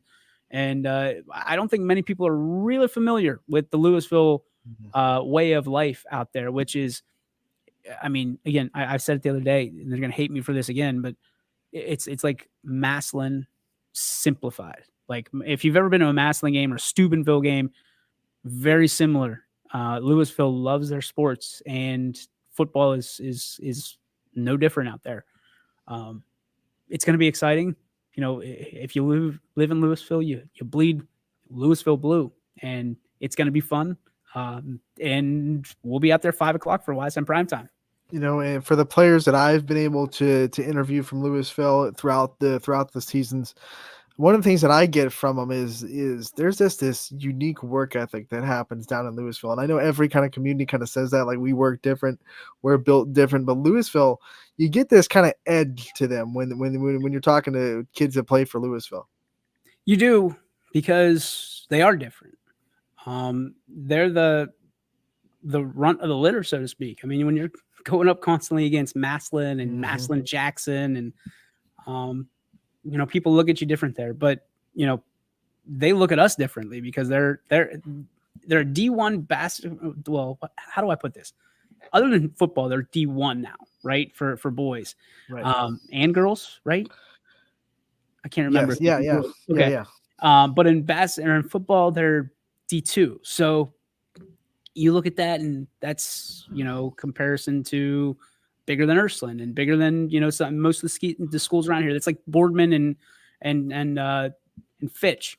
So when you look at that, like I don't know, there's just not that fear factor, I think, from those schools. There's been conversations about Louisville going in the NE8, which I would love. I think that'd be a great spot for them. They're kind of in a weird spot because they're playing these big teams and they're not able to get the points because, I mean, as well as they fight, they're not always winning them. So they need to find a spot that works for them, that they get points, get some conference championships, because as an independent, it is tough out there right now. And, talking to Terry and talking to some of the others that are independents, it is not a good life because you don't get those guaranteed 7 football games, and you don't guarantee those 14 conference games in basketball and the other sports. So, it's a challenge, and hopefully they'll find a home. I still think the NE8 is the best spot for them. I'd advocate for that, 7 days a week. But it is a little bit of a haul for teams like Hubbard and Lakeview. So we'll see. Further than the team that they would replace. Wouldn't it be further to Louisville than it would? But again, a D2 team in football, if you beat them, you get some points. Exactly. So they're getting a taste at NE8 this week as they'll play Poland. If that were, if it'd be funny if that were to happen and they get the little preview with a Poland team this year, and then come in 2 years, it's like, hey, we're going to be in the NE8. I got a feeling that when it's all said and done, Louisville might as well be in the NE8. Let's put it that way. Because Jefferson's out, you got to replace that game next year. Louisville is going to have some games open. Why wouldn't you?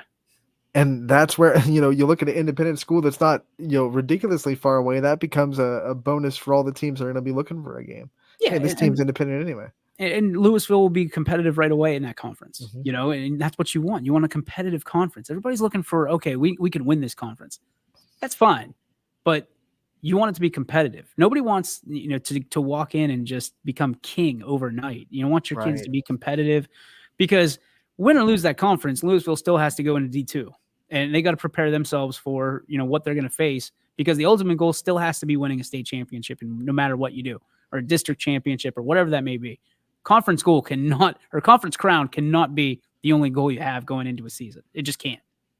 I mean, yeah, you look at these teams that have made state tournament runs that we talked about before, and then you look at the conference they had to play in that year. It's like, well, maybe that has something to do with the fact that they were able to make a deep tournament run.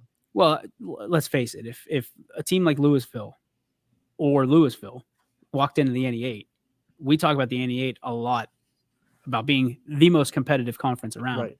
What does it become then? They'd be that wild card, because you don't like Friday. We're going to get a chance to see how they stack up with the NE8 teams, and we don't really get a lot of chances to see how they stack up with those teams, because they're separated by the divisions. We don't see them play, so it'd be a wild card. Be like, yeah, they're big, and they're does that mean they're going to be automatically the winners of the league? It'd be a fun conference. I don't think so. I've heard kind of the rumor mill swirling a little bit, and you put them against South Range. South Range is a D5 team against a D2 team. Oh my goodness. What happens to the Raiders if they beat a Louisville early on in the season? They become unstoppable. Talent aside, there are just advantages to a Division II team that you'll have without even having to step on, the depth that you'll have, and the ability to put players in and not have to play, both sides of the field. There's going to be inept advantages right off the bat for that. I'm trying to figure out, I think it was Anthony Malone. We were talking on the way back from the Southern local game on Friday. What would you think about just doing away with conferences altogether and just playing whoever's in your county?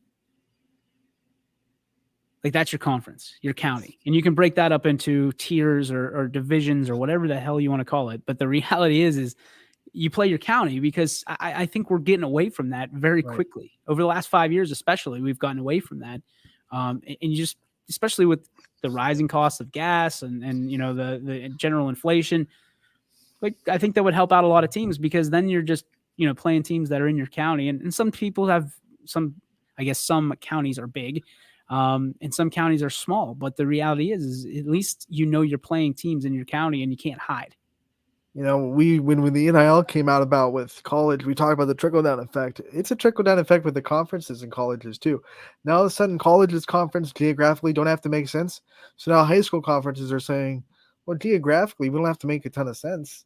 We can have a team that's an hour and a half, 2 hours away in our conference. That's the problem. That's the 100% the issue, because you put a 7th grade volleyball girl on a bus to go to somewhere that is 2.5 hours away. That's 5 hours.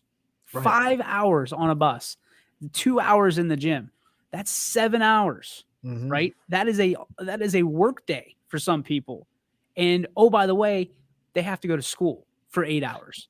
So you're talking about 15 hours that your kid is away from home, and then you're asking them to go home, do homework, if they have to do chores, if they have to do all the things that you do as a kid. Right. Well, by the way, and be a kid. And then you got to get 8 hours to sleep, 8 hours, 9 hours of sleep, as it's recommended. What are we doing? Right. What are we doing? Because we don't want to play a team that's, a 9-9 away from us. That it's ludicrous. You say you're trying to save the kids from something. You're not saving the kids from everything. You're making dad or mom who's working, they have to drive that 2.5 hours too. Right. And they're working till 5 o'clock. They'll never get there, get there by 7 o'clock. They've got to leave work early. So now you're causing them to take food off the table, right? Because you either have to make concessions at work or, sacrifices, other places. Anthony, it is a sad state. It is a sad state of what's going on right now, because, open enrollment. Listen, I get it. I understand it.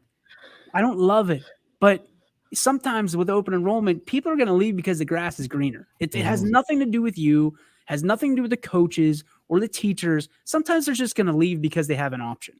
Like that's just how it is. That's how Walmart came to be. That's how Aldi came to be. People have options. They're going to go there. That's just how it is. When you look at it, I don't think it's ever going to go back though, because we had conferences that were built on county almost, or at least geographic, and they didn't want to do that anymore. The teams wanted to not play that team anymore, and that's why it kind of split. And now we're seeing these bigger conferences, and you're traveling more. But we had it. We had what we want now, and back then we didn't want it anymore. And now I think we're kind of starting to see, maybe it wasn't such a bad thing that we had it. You don't know what you lost until you lose it, right? It'll come back. It'll come back because these schools are losing numbers rapidly, and at some point you either lose programs or you lose your license, right? Because you won't have enough kids to have that class anymore. So it's going to be interesting. It's to me, it's the most interesting topic in all of Ohio high school sports right now, other than the kind of what's coming down the pike is the official shortages, the coaching shortages. That's coming up, but none of that's going to matter if these kids can't field a team. You don't need a coach if you can't field the team. Exactly. That's sad. It's funny to say it, but it's sad to hear it because, can you imagine a program like, pick a school on this wall if they don't have football?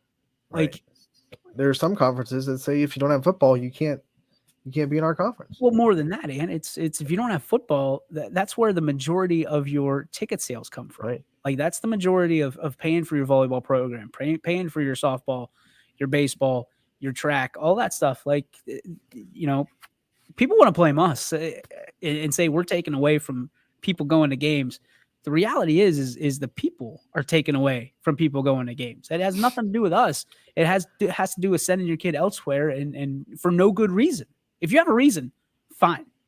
Don't make one up, especially when it comes to bullying, and then say, well, I'm going to take my kid here because, he's getting or she's getting bullied when there's no evidence. Like that's just garbage. And what that does is it's a bad precedent for everybody else because now you're a liar.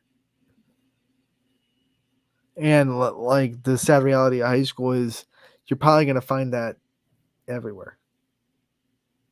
Yeah. You put 400 adolescents in the same room, there's going to be friction because it's just bullying has changed. 13 to 18-year-old kids. They're not all going to get along. It's just bullying has changed in the definition of it, I think. And I'm not going to get into it, but that's like true. What used to be jockeying and having fun and stuff like that is now bullying. And I think that, I don't want to say that we've gotten soft because we haven't. It's just that nobody's allowed to make fun of your kid anymore, right? It's the point where your kid can sit there and spit out 9 pieces of venom. And then if another kid goes, well, hey, you have glasses too. Oh my goodness. Like my kid was bullied. Like there's different degrees of it. And I get it, but like, not that it's ever good, but toughen up a little bit from that standpoint, like it's part of being like, I still get teased. I'm not bullied and teased. You get teased. That's how it is. That's how humans are. It's a sense of humor. Right. And some people, that's just how they roll. And I'm not saying in no way am I condoning bullying or anything like that, but like, teasing is different. Teasing is sometimes a form of flattery. It's sometimes a form of flirting, and sometimes a form of it's a way to kind of connect with some others. You and I do it all the time. Yep. It has nothing to do with me thinking less of you at all, or you thinking less of me. It's we tease each other because we're family. I think when you take that and you say that's bullying, it takes away from what actually is. It almost lightens the impact of the real stuff that is a real issue, because you're seeing it and you're like, that's not an issue, and then all of a sudden it becomes a little bit numb on what is and isn't. I think a lot of us just take ourselves too seriously. Right. Sometimes we take ourselves, not each other. Like we take ourselves too seriously. Mm-hmm. Like if you're cutting on me and my profession and my family, okay, we might have a line there. But like if we're just cracking jokes about teams, like you like Kansas City and Kansas City loses, you know that you're going to get ribbed the second you roll through this door. And now it's going to be twice a week. I'm going to have to do it on the show. Yes, sir. Yes, sir. But that's just how it is. I mean, parents are like it too. Parents tease, and the bully card is used way too much in my humble opinion, and I mean humble. It is used way too much, and it's used as a scapegoat to get what you want, and it shouldn't be. And I think that some people and administrators and administrative positions are in a catch-22 because they can't come out and say how it hurt somebody's feelings or didn't hurt somebody's feelings. Like some things hurt some people's feelings that shouldn't, some things do that should, or don't that should. And, that's the gray line. That's the blurred line right there is, where is that line? Where is that line of bullying and teasing? And let's be honest, sometimes kids can go too far because they're looking for a joke or they're looking to be cool or they're looking for something. That's when you have people that step in and say, okay, that's enough. We're done here. That's why you have friends. Let's get a little bit into what we're going to have on the network tonight. Obviously, you're going to be doing primetime in Louisville. We look forward to that, but we also have 5 volleyball games on the network, 6 volleyball games, excuse me. One was down low, and we also have the Scrappers at home tonight. DJ, we have Struthers at South Range will be, the huddle cam will be up. You'll be able to watch it video only for that game on volleyball. And then we will have Latonia at Columbiana. Joe Eusebio going to be doing that game. Our buddy Ty will be at Waterloo as Western Reserve comes to town. Liberty will be traveling to Brookfield. Alec Caberna will be there. I will be in Poland as Jefferson comes to town. And Gerard will be traveling to Hubbard tonight. And it will be David Williams on the call there. A lot of games, man. And that's the way we like it here. It's just constantly churning, games out. Get out to these games while the weather's nice. It's supposed to be nice for the next week or so. Check out Storm Tracker 21. I think a little bit of a scattered forecast on Friday, 20% chance of rain, as I read it earlier. So get out there, get to these games. Most of them are, the volleyball ones are indoors, so you're pretty safe there. But if you're going out to a soccer game, make sure you support these kids. And if you can't get there or you're at another game, make sure you tune into YSN so you can see what's going on all across. Every player we interviewed today will be on the network tonight, and that's always a good thing. I love that. I mean, that's exciting because you get to see these kids at, from noon to 2, and then you get to see what they actually do, quote unquote, in their professional life, from 7 to 8 or so. I like, cause if you're watching this show and you're like, oh, I liked what Lexi Muck said. I like the way she was going about it. I can go and watch her tonight. Or I liked what Olivia Hughes said. I've never been able to watch her play volleyball. Guess what? She's on the network tonight. Same with Angelina Capobianca. Hey, she's going to be on the network tonight. And naturally, we'll have all this stuff on that you saw today. These interviews on ysnlive.com as well, so you can watch them anytime you want. Yep. So it's always going to be there. They'll be on our YouTube page. Make sure you subscribe and hit that notification bell. We always like to tell you that because YouTube's algorithm is kind of funky sometimes, and we put so much video up that you might miss some stuff. You never want to miss anything that we post. So make sure you hit that notification bell when you subscribe to our YouTube channel. And thank you for tuning in. Casual Sports Podcast coming up next from 2 to 3. DJ, no power hour today because of the YSN prime time, but you will be live from Louisville, 5 o'clock, right? Yes, sir. 5 o'clock to 6, YSN prime time from Louisville as they preview not just the Louisville Poland game, but they'll also talk about the other games that are going to be on the slate tomorrow. I'll be back tomorrow with Ty at 12 to 2, and we'll have some fun breaking down all of the weekend's matchups from the Saturday games to the Friday night games in football, and we'll have a lot of fun with that on a Friday episode of Running Point. Thank you so much for tuning in.